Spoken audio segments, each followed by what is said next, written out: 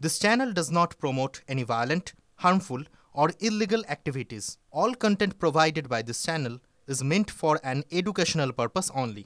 Top quality और consistent performance के लिए सिर्फ सिल्वर पंप नाम याद रखना। সকাল থেকেই ফের উত্তেজনা বিকাশ ভবন চত্বরে পুলিশের ব্যারিকেড সরিয়ে দিয়ে রাস্তায় বসে আন্দোলনকারী চাকরিহারা শিক্ষকরা। হকের চাকরি ফেরানোর দাবিতে বিকাশ ভবনের সামনে স্লোগান এবং গতকালের একটা ছবি আপনাদের সামনে আমরা তুলে ধরছি। এটা আজ সকালের ছবি। আজ আবারও ব্যারিকেড সরানো হয় আন্দোলনকারী চাকরিহারাদের তরফ থেকে এবং গতকালের আরও একটা ছবি আপনাদের সামনে আমরা তুলে ধরছিলাম। পুলিশের লাঠিচার্জের তার জেরে জুটলো মার চাকরিহারা যোগ্য শিক্ষকদের। হকের চাকরি ফিরে পেতে মরিয়া আন্দোলন, মার খেয়েও মাটি কামড়ে আন্দোলনকারীরা।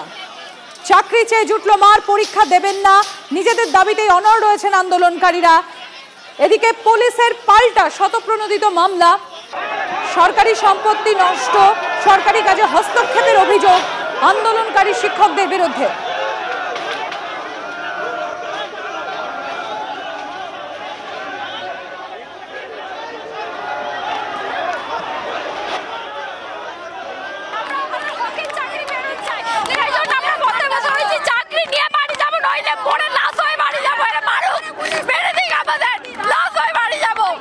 এই পুলিশ মমতা বন্দ্যোপাধ্যায় স্বৈরাচারী পুলিশ আমাদের মেরে শেষ করে দিয়েছে। আমরা বাধ্য হয়ে সকল রাজনৈতিক সমাজের সর্বস্তরের মানুষ, রাজনৈতিক দল, তারা আমাদেরই সমাজের অংশ। রাজনীতি খারাপ কাজ নয়, তারা আমাদের সমাজের অংশ। তাদেরকে আমরা ডাকছি। কি অন্যায় করেছিলাম, আমাদের আর যোগ্যদের দাবি নিয়ে এসেছিলাম, তার জন্য আমাদের উপরে এভাবে অত্যাচার করবে এটা আমরা ভাবতে পারিনি। শিক্ষামন্ত্রী বা সিএম কেউ আমাদের সঙ্গে দেখা করলো না। একজন যোগ্যরা যেন চাকরি না যায়, এটার জন্য আমরা পথে বসেছি এবং জীবনের শেষ রক্তবিন্দু পর্যন্ত আমরা এই লড়াই চালিয়ে যাব। আমরা আমাদের যোগ্যতার ভিত্তিতে চাকরি পেয়েছি, কোনো অবস্থাতে আমরা আমাদের চাকরি হারাতে পারবো না। আমাদের চাকরি আমাদের ফেরত চাই, এটাই আমাদের দাবি। সুমন রয়েছে আমাদের সঙ্গে, সরাসরি চলে যাবো সুমনের কাছে। সুমন, এই মুহূর্তে কি ছবি দেখতে পাচ্ছ? এই মুহূর্তে এরা গণকনভেনশনের ডাক দিয়েছেন এবং তুমি দেখো চারদিকে ছড়িয়ে ছিটিয়ে রয়েছেন শিক্ষকরা এবং তারা রাস্তাতেই কিন্তু রাস্তা বেছে নিয়েছেন। একদিকে বিকাশ ভবন একেবারে নিশ্চিদ্র দুর্গের মতন পুলিশি প্রহরা, অন্যদিকে ফুটপাতে বসে রয়েছেন বাংলার শিক্ষকরা এবং তারা গতকালের ঘটনার পর আজকে কিন্তু আবারও মাটি কামড়ে পড়ে আছেন। আপনি কোত্থেকে এসছেন? কোন স্কুল? কোত্থেকে এসছেন? কোন স্কুল? দূর থেকে কিন্তু এরা সবাই ছুটে এসেছেন এবং তুমি দেখো যে অনেকে বাড়ি ছেড়ে দীর্ঘদিন ধরে এখানে রয়েছেন এবং তারা কিন্তু এখানে এসছেন এবং তাদের যে হকের চাকরি তার জন্য তারা লড়ে আছেন। কোন স্কুল থেকে এসছেন আপনি? কোন জেলা? কোন জেলা? Belgachhi Hindi high school. কালকে সারা রাত জেগে বসে আছে।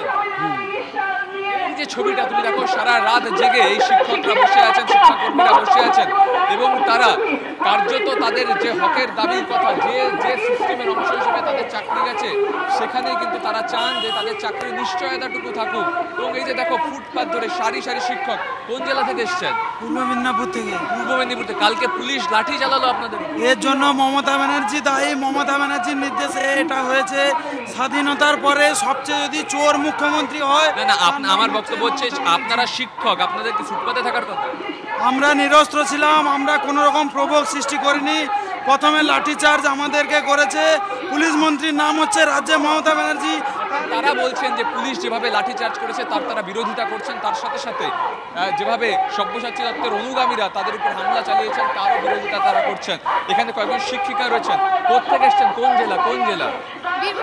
বীরভূম, মেদিনীপুর, বিভিন্ন জায়গা থেকে কিন্তু এই শিক্ষিকারা তারা বাড়ি ঘর ছেড়ে এসে রাস্তাতেই রাস্তা বেছে নিয়েছেন এবং তারা কিন্তু তাদের লড়াইটা চালিয়ে যাচ্ছেন। তার কারণ তাদের চাকরির অনিশ্চয়তা নেই, সেই জায়গা থেকে কিন্তু তারা রাস্তায় বসে রয়েছেন এবং তারা লাঠি খাবার পরেও কিন্তু আজকে তাদের যে কর্মসূচি তাতে এখানে গণকনভেনশনের ডাক দেওয়া হয়েছে, যেখানে বিভিন্ন স্তরের বুদ্ধিজীবী থেকে শুরু করে অন্যান্য শিক্ষক সংগঠনের নেতারা তারা আসবেন। এবং তুমি দেখতে পাচ্ছ ছবিটা যে যতদূর চোখ যাচ্ছে বিকাশ ভবনের এই ফুটপাত ধরে চারদিকে কিন্তু এই শিক্ষিকারাই বসে আছেন। কোন জেলা থেকে এসছেন?